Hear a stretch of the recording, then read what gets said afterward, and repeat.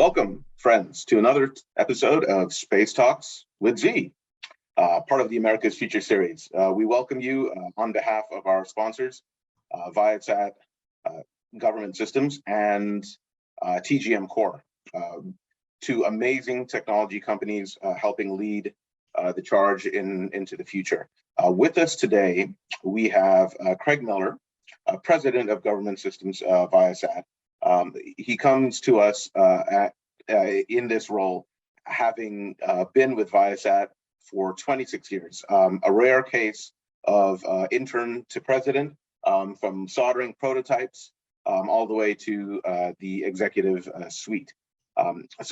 Craig is somebody who has a very deep knowledge, not only of the business applications, the warfighting needs, but also the technology, and really why what is being done now is so relevant. And so we're going to jump into that.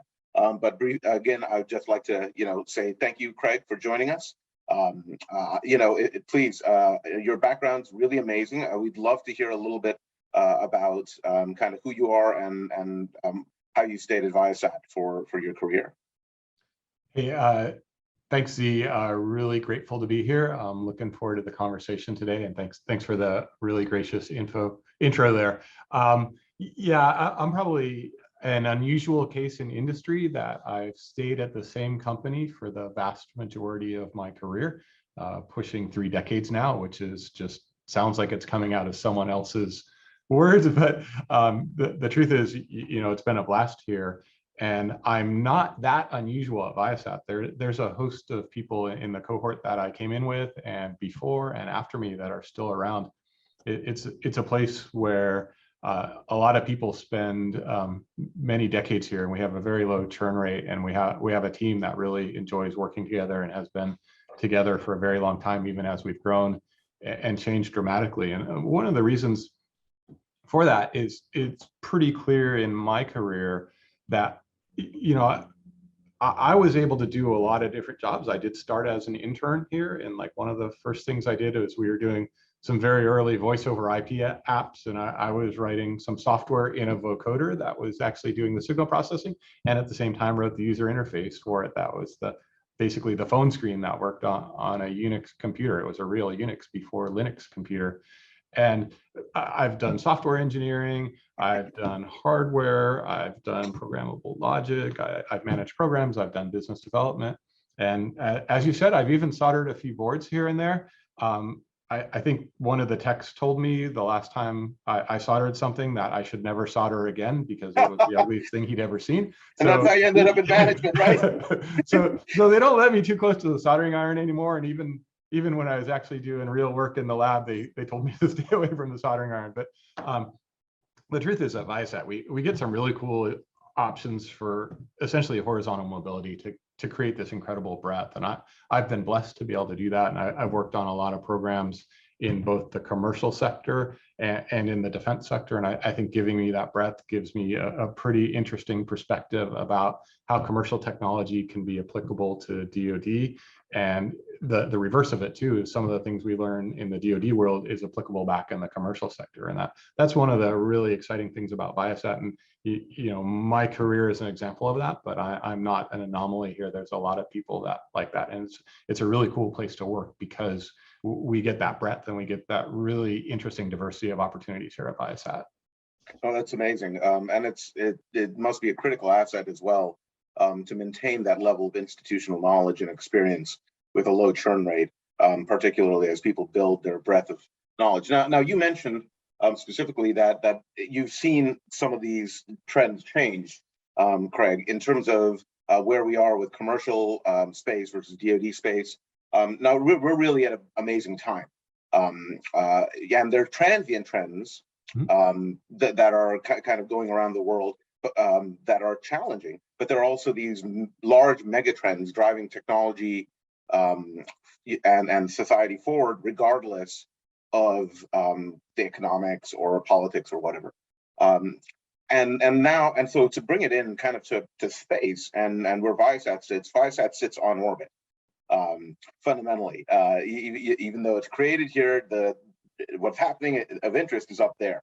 And it's funny because I tell my students at Thunderbird, center yourselves on orbit, right? The world does not begin on Earth anymore. It actually begins up there when you're in the space economy.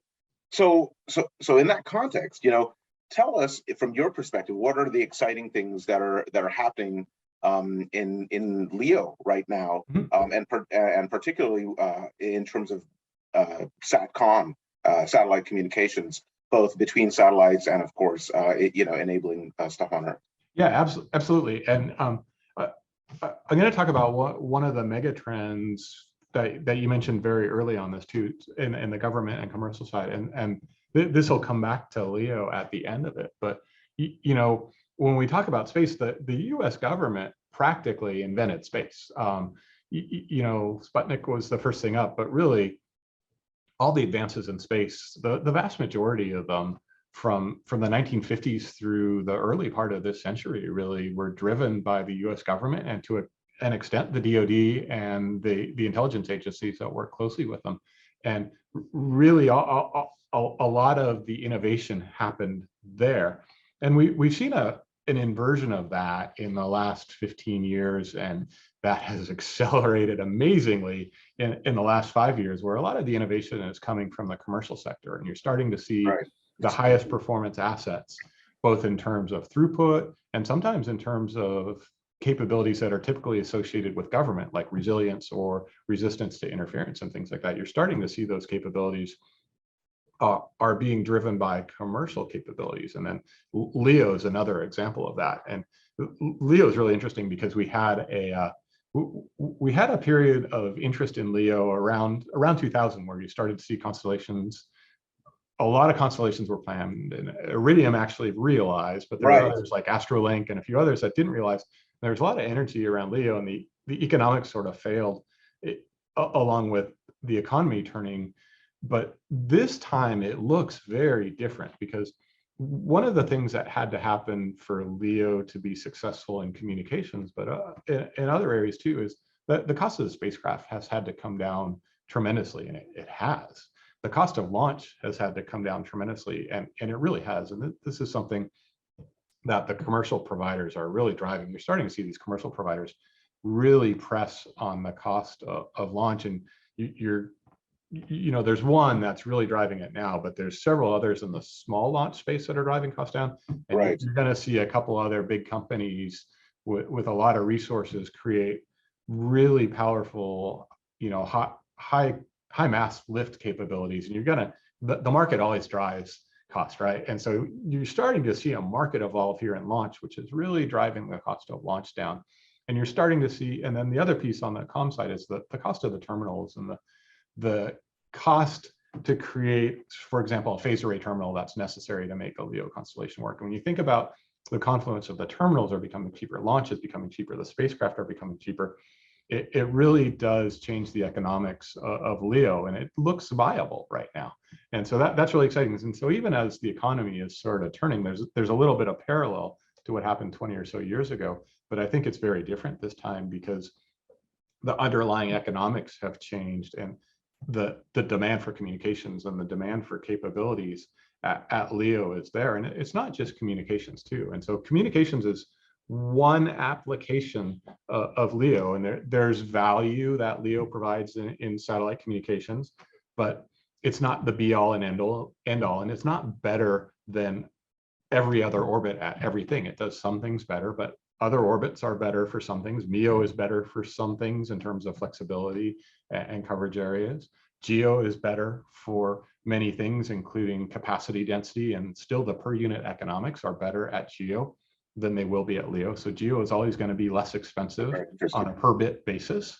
And so but you want all of them because each of them has certain virtues, and you want systems that have some of those things. And LEO is really good at latency, and the proliferation of LEO is really useful as well. And you want to have the market have access to all those choices. And it's really exciting in the comm space, but that's not the only piece where LEO is really interesting. I think one of the things we've also seen in the Ukraine is that commercial imagery is really useful. And the proliferation of these commercial imaging companies is also enabled by the same set of economics that I talked about with lower launch and lower space vehicles. And so basically, Earth observation used to be the domain of exquisite Right. intelligence assets, and now they're everywhere. And there's ISR as a service, and there's Earth observation as a service, where you can just order up an image of a place on the internet, and that's really exciting to see that too. And the sort of proliferation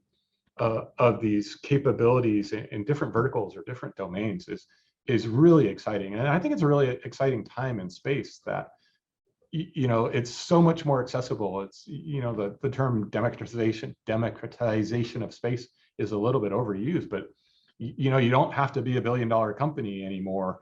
You don't even have to be a $100 billion company anymore, and you can do really cool things in space, and there's a market there to support that. And so seeing that trend of basically easier access to space and economic models that are more supported, and easier economic models and easier business cases to close in space is the trend that's really exciting for me these days. So, I mean, you bring up a lot of good points. I'm going to pull on a couple threads that I feel are really insightful, because I particularly think, for example, the discussion about other enabling cost reductions. Everybody focuses on the cost of launch, but you mentioned that, look, the receiver's cost is going down. And so thinking about receivers, thinking about all these applications in LEO and other orbits, it seems like the line between government use and commercial use is getting fuzzier, and there's a lot of overlapping. So I'd love it'd be really interesting to understand kind of your perspective and Viasat's perspective of how to handle what looks like networks that should work together, but it's messy, right? Just like the market, it's messy. Yeah, and that's a super interesting question, and we could spend the rest of the podcast on this one, or the rest of the video on this one. But there's a couple of things to consider there when you think about it. And one of them is, a lot of these. So if we think about space as sort of like a transport layer or a domain, even, there's a lot of these networks occupying this domain, and they can be separate, but they can also work together. And one of the technologies that I didn't mention in the previous question is intersatellite links, and the capability of these networks to interface both among themselves and potentially with each other in the space domain. In the past, you basically had to bring it to the ground to move from one network to another, and that's not necessarily the case anymore. And there's a spectrum, pardon the pun, of technologies that allow that right now. And so there's a lot of talk about optical crosslinks, and rightfully so, because it's a potentially very exciting technology that is going to have very powerful effects for communications in space and internetworking in space, but also RF technologies. And there are RF technologies that support intersatellite links, both at the higher bands and also at the bands that are typically used for satellite communications. And Viasat provides intersatellite links both at V-band RF and also at Ka band. And one of the things that's cool about what Viasat 3 can do, our constellation of satellites that we'll be launching starting later this year, is they support intersatellite links from basically a LEO satellite up to our GEO satellite. And so basically we could treat a LEO satellite like an aircraft. And just like we have thousands of aircraft on our network, we could support hundreds up to thousands of individual LEO satellites, basically streaming data off those satellites in real time over our satellite down to the ground. So no waiting to fly over a gateway, which is the typical mechanism for Earth observation satellites, for example, to download their data. You can stream it off the platform right away. And one of the things we've talked about with this capability for a long time that is really exciting, and we are actually going to, we'll talk about this later, I think in the CSP program, we'll be doing some demos on the space station, and we can bring Netflix to astronauts on the space station with a capability like this. Basically, all the capabilities that you're used to having on the ground, you can have in low Earth orbit with crosslinks that we provide and crosslinks that other networks will provide. So in the very near future, you're going to see these disparate space capabilities interfacing with each other, just like we do on the ground. And the benefit that you get with that is, we all know that the value the internet has brought with us when we brought different networks together into an internetwork. The same thing's going to happen in space. We're going to bring all these space networks together too. And the value of that is going to be tremendous, but there's also going to be concerns about it too. As you bring networks together, you expose networks to different attacks and different things too. And I think there's a lot to talk about there. So in that, concept, you mentioned it a few times. There's resiliency that comes from having those multiple networks together, but there's also challenges. Now, does that include what we think of as cybersecurity on the ground, or does it change as it moves into the space domain? And particularly since we know near-peer adversaries have capabilities similar, if not equivalent to ours. Yeah, the cybersecurity thing is a paramount issue. And not only do our adversaries have capabilities that may be equivalent to ours, some cases they may be better, they're also much more willing to use them. And so we have adversaries that don't consider it as escalatory as we would, for example, to use a cyber effect. And so it's going to be something that is going to happen. So it has to be something that networks plan for. And as I talked about earlier, bringing networks together, there's a sort of axiom or a thing called Metcalfe's law in the networking world that says that the utility of a network is proportional to the square of its users. And this is basically the business case of every platform that's out there, right? And so all the social media platforms and even the ride-sharing platforms and the stay at somebody's house platform, all these disruptive capabilities that have upended the industries they all leverage the fact that the more users they have on it, the more useful they are. There's a sort of dark side to Metcalfe's law, though, that the more networks you bring together and the more users you bring together, it also exponentially increases your attack surface. So the more people you have on your network, the more opportunities there are for a cyber effect. And so the more opportunities for someone that's on the network to launch a cyber effect. And this can have a pretty, there's a pretty clear example of, if you have a very secure network and you've worked to make your network very secure and put in all kinds of cyber protections and all kinds of risk management framework items, and even have gone above and beyond to make your network secure, if you connect it to somebody else's network, suddenly you're kind of at, there's a part of your network that's at the level of that other network you connected to. So you kind of are influenced by the company you keep, so to speak. And so basically, as we networks together, you can't count on boundary security. And so that's sort of the old style way of thinking about cybersecurity anyways. You can't create boundaries around your network and say, it's safe in here. Because what happens as you connect more and more other networks and more other users to your network, everyone's in here.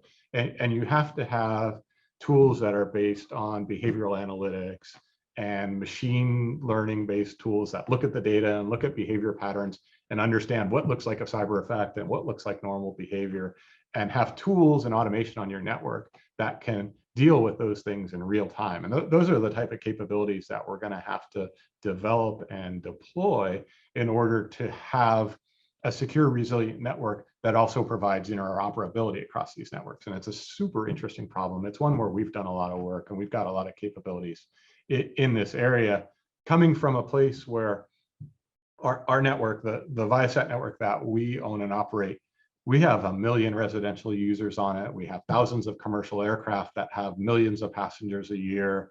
But then we also have some of the senior leader aircraft on the US government on it. And so we have to create a cybersecurity apparatus that lets basically anyone that has $50 a month and sort of good credit come on the network and be on a network that has some of the most valuable users in the world on it. And we've done a pretty good job of protecting that. That level of network federation is absolutely remarkable. I don't think, I just want to point out that setting up that level of federation with securities and preventing crosstalk and contamination is just, that's a heck of an achievement. I mean, it's very interesting because when we talk about some of the other satellite internet providers and things, when they think about cybersecurity, it's very different. They're thinking about it the way the AOL thought about it seems. And whereas Viasat is coming to it from the perspective that DARPA would approach the internet when they were setting up all the internets on the government and military side. So even though it's a commercial company, it has the mindset is really amazing and unique. But one thing, you know, and I just shift gears a little bit, that I think is amazing about Viasat is that they're not only working on, right, you work across the commercial and across the entire government. And the communications services project for NASA, which you become a key partner in, is an example of kind of the civilian side of this. You know, so I'd love to hear kind of you know how that's going. It was just announced. I'm sure you're just in kickoff, and what your vision for that is. Yeah, and so yeah, we're very excited about NASA CSP. It's an exciting project, and this is one. You know, I personally have worked on this back into the teens, right? So we've been working on this with NASA for many years. It's the sort of success story of you work with a partner for many years, and when the time's right and the technology's right and the business is right, and oh, by the way, their TDRS system is aging out and they didn't want to reconstitute it, and there were commercial capabilities that could replace it. It all sort of came together, and it's a really exciting capability. And our approach to it is, I mentioned earlier that the typical CONOP for existing Earth observation satellites is they fly over an area of interest, they take a picture, or they do their radar strip or whatever media they're using. They observe the Earth, and then they have to fly over a ground station. And usually those ground stations are some distance away. And so you create a latency that can be anywhere from minutes to sometimes 90 minutes or even a couple hours if the ground stations are congested and you have to wait to fly over one that isn't busy because there's only so many ground stations. And as I mentioned, there's more and more satellites. One of the other ways that you can alleviate that problem is you can create an inter-satellite link. And so you take the data and stream it off the Earth observation platform to some other communication satellite that then immediately takes it straight to the ground. And NASA has a system that does this. It's called TDRS, Tracking and Data Relay Satellite System. It was built in the 80s, and one of the original purposes of it was to provide communications to the space shuttle missions. And so that way they could have real-time comms to the space shuttle at all times. It's been a tremendously successful project for NASA. They built, I forget the exact number, 12 or 13 satellites over the last 40 years, basically. And they've been very successful and very useful, but they're also very expensive, and they're very specialized. And they can track a small number of satellites at a time, but now there's commercial capabilities that will allow basically streaming off a very large number of satellites at a time. And I think that this is a transformational capability. So now, instead of having 10 Earth observation satellites that you can have real-time command and control over and real-time streaming data off of, you could have hundreds or even thousands. And you know, our approach is a mixture of inter-satellite links and ground station as a service. And so you sort of get the best of both worlds in what we're providing NASA. And that for those platforms where latency matters, you can stream it off them and get it on the ground in a half a second or a second. And for those where latency doesn't necessarily matter, you can fly over a ground station and drop it out on the ground station as you fly over. And the mix supports both based on mission parameters. And there's several other participants in the NASA CSP program. They all basically take advantage of one form of inter-satellite link or another. Some of the LEO players are involved with that, and they'll use their laser crosslinks as a way of injecting into their constellation and taking it to the ground. We'll use our RF inter-satellite link from LEO to GEO to provide LEO to GEO relay in much the same way that the NASA TDRS system does. It's a really exciting capability, and NASA as a civilian government partner is one use case, and it's really exciting for the science missions of NASA, and will apply to the human spaceflight missions and the International Space Station too. Like I mentioned earlier, that's awesome. One of the things we can do with this capability is provide Netflix on the ISS, which we think is really cool.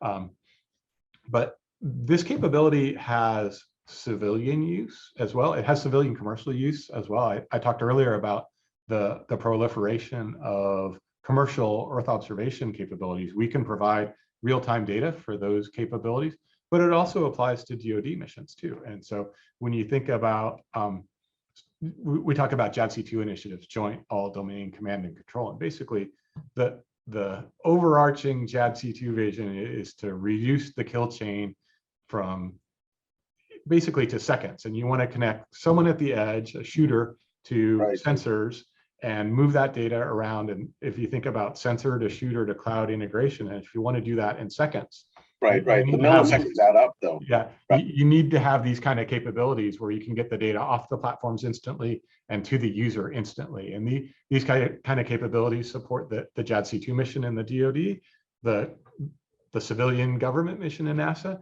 and commercial missions. And they're really exciting capabilities, and they really are transformational capabilities to basically bring real-time data to space. There's no more latency in space. You can get data in and out of space just like you'd get data in and out of your house. Yeah, I mean, and then that opens up almost uncountable opportunities for the creators and innovators of the edge devices and the use cases, because they don't have to design in latency anymore, and they're not dependent on their own infrastructure. So it's it's ground stations as a service. I mean, it's amazing that Viasat is basically pioneering a space communications infrastructure as a service, as opposed to people having to own their verticals. And so you'll have multiple users across multiple networks with those challenges that you described that are going to be interesting. And I love, and so it's really interesting. Again, I think we'll learn a lot from how CSP goes, and my instinct is a lot of those Earth observation companies are going to be watching that very closely, so that they can literally get on the bandwagon that is going to be this data chain. So, given how this interaction has gone with NASA, do you see other parts of the government, DoD, intelligence, others, possibly adopting these concepts? Yes, absolutely. And so we will expect to see, we have multiple partners in the DoD that will be working with this exact capability, with basically the LEO to GEO relay capability. I can't publicly point out any of the partners right now, but we have partners in multiple services that we'll probably be able to talk about soon, where we'll be creating the same capability for them, basically scalable real-time access to space. And we expect that this has value in the intelligence community as well, because it really changes when you think about intelligence gathering and Earth observation. It goes from a few exquisite assets to a scalable large number of assets based on capabilities like this. And that can really be transformational. You can have persistent surveillance of hotspots or areas of interest, and real-time command and control, and real-time tasking, and real-time tipping and queuing. These are incredible capabilities that are going to save warfighters' lives, and really in some cases deter aggression too, which is really exciting about having these. Yeah, you can monitor in real. Suddenly we have time domain capability in satellite monitoring systems, whereas the era that you and I grew up in, me in the last, you at Viasat Defense, me at the National Labs, where, all right, the satellite will be able to do a flyover in 6 hours, so go get a cup of coffee and go do something else, and then come back and we'll have something for you. And oh, by the way, you're number 7 on the priority queue. That's right. If it happens, you might get the third flyover 18 hours from now. That's right. Sextate comes, sends a memo to somebody, and boom, there goes your priority. So it's a brave new world, in a good way, with its challenges. It sounds like as well. Do you feel that there is a better model emerging to better integrate and increase adoption of the commercial systems into the defense networks, and also to be able to pull some of that defense level of security? Because the line is blurring. It used to be that the concept was, civilian stuff just doesn't need the security, government does. But I think there have been enough gigantic, just thinking back to Experian, for example, right? Cases of hey, it turns out that civilian targets need almost the level of security defense targets have. So do you see a better model emerging for the interface between these two things? Yeah, and you actually hit on it in your earlier comments. Service-based models are really effective at quick adoption, and they tend to be very economically desirable. And as a service model tends to be a lot less expensive than an owned asset, but they also give you the value of staying on top of the technology curve. So, for example, historically, the DoD has bought SATCOM where they either build it themselves and they build the satellite and another organization builds the terminals and another organization manages the network, or they procure SATCOM in much the same way. They'll lease bandwidth from one satellite owner operator, they'll buy the terminals from a terminal manufacturer, and then they'll have someone else run the networking. And those models tend to get very static because, in the case where they build it themselves, there's competition at acquisition, and then whoever wins the acquisition builds the thing, and then that thing stays the same for the life of the asset. Our careers, right? 20 years. Which, like you said, in this business, it can be our career. There's still some things built in the 80s that are still flying. The same thing for the lease bandwidth model. That tends to be a very static solution. But when you buy something as a service, you're basically, instead of buying the bandwidth and buying the terminal, you're buying a capability, and you negotiate a service level agreement that says, I want this capability at this time with this level of reliability and this type of uptime, for example. And the back end of the network is constantly being upgraded. We upgrade our network hundreds of times a day. We have a DevOps model where we're making changes to improve the network, make bug fixes, respond to cybersecurity things. And we're constantly upgrading the network. And that's totally transparent to the user. The user doesn't have to buy that. The user gets that for free as part of the service. And so when you think about as a service-based models, it gives you the user, the customer, a couple advantages. You don't have to build it anymore. So for example, in the NASA case, where your business is often science-based experiments or manned spaceflight, you don't have to worry about comms. You can focus on your core mission. Right. In the DoD case, these commercial capabilities are a complement to the capabilities they own. So you don't have to make a system that works 100% of the time in every situation. You can fall back onto commercial systems, or you can use commercial systems that may be more economical than yours for some missions. And it lets you focus on what your core mission is. So the as a service model is really important in adoption to commercial. And then the other piece of is thinking about how you create standardization, because presumably if you use commercial, you don't want to just have one commercial partner. You don't want to get vendor locked into one solution. The value of using commercial is you're tapping into the market, and market competition is what drives innovation. And this takes back to my intro comments about the macro trends. Is a lot of the innovation is coming from the commercial market, and that's driven by market forces. And so you want to create, as a user, you want to create market forces that you can rely on, and then you get the benefit of the innovation that comes in trying to win the competition for the market. And that's really important. So creating an open standard-based approach where you interface to these systems, be they comm systems or Earth observation systems, processing, exploitation, and dissemination systems for ISR data, whatever it is, you want to create an open standard that lots of different companies can use and agree on. And the last thing the government wants to do is create a standard, because when the government creates standards, by the time the standards body agrees to it, they solve every corner case that they can think of. Commercial is 5 years down the road, and they're not even going to consider using it. So it's very important to adopt, but you have to have some kind of standard. You need something, but it's very important that you adopt commercial standards. And there's a lot of them out there that are good, right? The 5G consortium has some great standards that are network management and waveform standards. SD-WAN is loosely standardized, but that's another example that supports dynamic networking. There's others that, IEEE has Wi-Fi. There's network management things in Wi-Fi. Wi-Fi is more than just what's in your router at your house. There's lots of standards out there that we can agree on as an interface between a user and a producer of things. And I think that's the other piece. And so when you tie it all together, the business model is really important, and service-based business models that allow improvement and competition and let you leverage it without owning it. And then the standardization, again, that lets you create competition and create that marketplace so you get the best of the commercial world. I think those are two of the key aspects. This is another topic where you can go really deep into the weeds thinking about what does it mean to have multiple users, and how do you interface government systems to commercial systems. With the high level thought of open standards and flexible business models is really the most important starting point.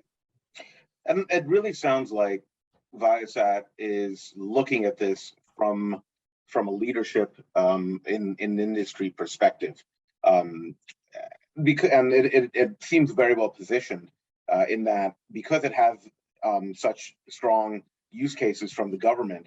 There's an ability to kind of flesh out the commercial side, whereas there's always a ramp to come up if for pure people who've never worked with the government, defense, et cetera, to kind of come up on the level of quality, standardization, security, et cetera. Having myself worked on both sides of that equation, I think commercial providers sometimes, or companies who have only worked in the commercial sphere, sometimes think that they're just going to be able to jump in. But what really is happening is that they're shifting the risk back to the customer, which is the government, and that's not always appropriate. So it's really interesting to see Viasat government systems from a very deep understanding of that customer and needs kind of branch off and then really widen the thinking into how the commercial can leverage this. Which kind of, you segued me into the next question, which is, as we look into the future, what do you think are some of the most critical areas for commercial to support government, and then also for government to be pulled into commercial?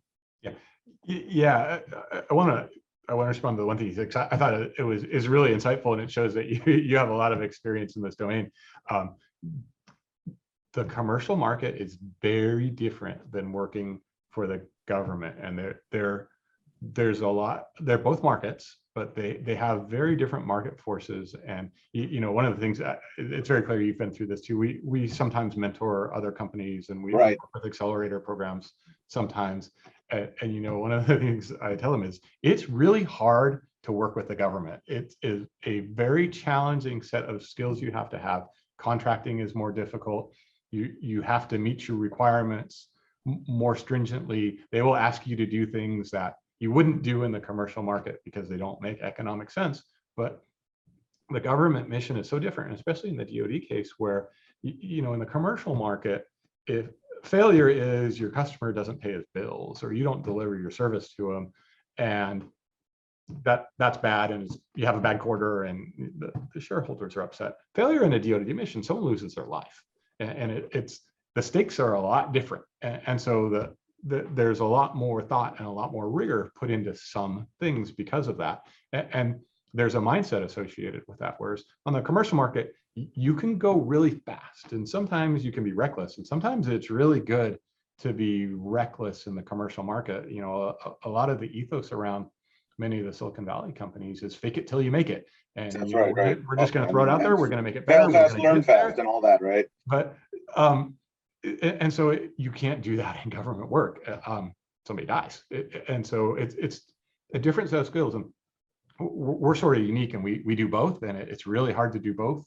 But doing both gives us some value. It also gives us some insight into the question you're really asking is, what are the capabilities that are going to come together, and what commercial capabilities help the government? And the answer is it's a lot more than it has been in the past. And so obviously communications at all levels. And so the government has used communications, commercial comms, always, but you're going to see a lot more. And it's in the satellite domain. Obviously, you're going to see probably fewer and fewer purpose-built government satellite communication capabilities, and a much larger reliance on commercial. And I think they're doing it the right way. They're trying to create models of what is available in the commercial market. Here's the things we can buy. And then the things that there aren't a commercial business case for, well, we have to build that. And that's really important, because the government doesn't want to compete with the commercial market. First of all, it's wasteful. And now the commercial market's bigger and we go faster. The government will lose. They'll make capabilities that aren't as good. So it's really important that the government sees what can we buy? And okay, we can't buy this because no one's going to create a satellite that's uber radiation hard and could withstand a nuclear detonation 100 meters away or something like that. That's never, no one's going to build a commercial satellite like that because it'll be too expensive. But the government may need something like that. They may need something that's going to survive in that environment or has that level of resilience. It's good for them to build that, and it only has to do that And then also it doesn't have to provide a terabit of capacity anywhere in the world because there's commercial systems that can do that. There's lots of them. Right. So comms is obviously one. Earth observation is another. That's clearly been the domain of governments in the past, but there's a lot of commercial companies that are doing that. And so that's another area where, especially in space, you'll see commercial proliferation. But networking is the other piece, and internetworking specifically, right? And creating interoperability. There's an existence proof that the commercial market, even though the government started it with DARPA and IARPA, the commercial market knows how to connect billions of devices seamlessly together. And if you think about, you sort of stop and think about what the wonder of what we can do on the internet with our devices is. You and I use devices that are different manufacturers, different hardware. They use different protocols. It may be Wi-Fi, it may be Bluetooth, it may be LTE, it may be 5G, different frequencies to talk to our computers that are connected via Ethernet, to talk to Alexa that has some amazing capabilities, to talk to my refrigerator, and it all just fits together seamlessly. And like, these problems are super hard. There's a lot of work that it has enabled, the things that we just talked about, but those problems have been solved, and they can be solved again in space. And creating that sort of flexible internet working that's based on open standards that commercial companies can agree on and lets everything talk to each other securely and resiliently, that's going to be a big problem that the government wants that capability. If they try to build it themselves, it's going to be really hard and really expensive. But if they do what the commercial companies are doing and have doing and just shepherd it in the right way, much the way the internet was created, they're going to get an incredible capability out of that. No, that's just it's a perspective I don't think most people understand. Is that they think of it as comms and they think of EO, but the internetworking and the lack of that infrastructure that currently exists. It's both. It's amazing that they're, that you guys are there and are taking leadership in that. It's very different than some of the other companies. Now again, we always loop back onto that. So given that level of use cases and given how integral network security is, do you feel that as a security complex, we need to look at, as you had mentioned earlier, some of our near-peer adversaries are less discreet about using and testing these capabilities. Do you think that there will be a time when there are consequences of that, and possibly even responses? Yeah, and so this is a good time to talk about some of the things that have happened in Ukraine and some of the things that have happened earlier this year. And so what we have clearly seen is that commercial capabilities will be a target in armed conflict between countries. And so that's a big statement right there. Like, just commercial capabilities will be, I mean, this is at the level of World War II bombing factories, right? I mean, it's not that different.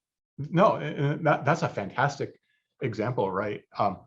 That because governments will use commercial capabilities, those commercial capabilities will essentially become a military target. And so it's been clearly demonstrated that at least one adversary, their rules of engagement include attacks against civilian targets, whether they be physical civilian targets or communication systems or even power grid infrastructure, right? And so things that are generally considered commercial or civilian targets, those are going to be in the space. And especially when we think about the cyber domain, where adversaries are far more willing to deploy those effects. And I think one of the things about that is that there's a sort of perception that when it comes to cyber effects, that things just sort of happen, right? Like, oh, a cyber attack happened. Oh, that's par for the course, right? If some of these cyber effects can create a great amount of disruption. We talk about power grids, for example. You can bring down a power grid. If the power goes out, people might lose their lives.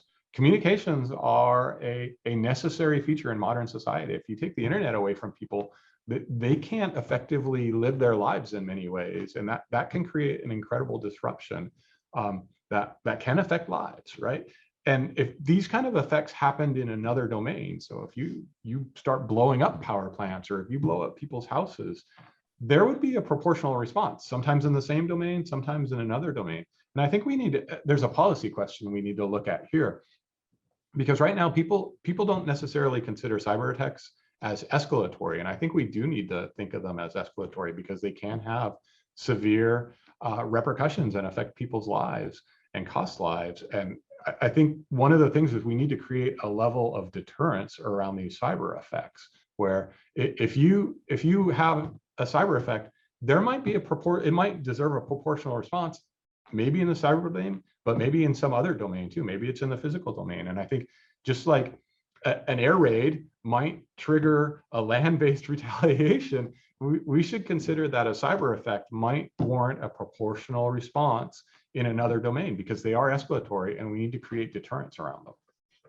Yeah, and this is I think, as we've hit a few topics, I think we'll have to welcome you back soon to deep dive into a few of these, but this is definitely another one where we would probably want to really explore this in detail, and maybe even bring on some folks like Professor Namrata Goswami, who talks a lot about great power conflicts as related to space communications resources. But it's clear that having a perspective on this is critical.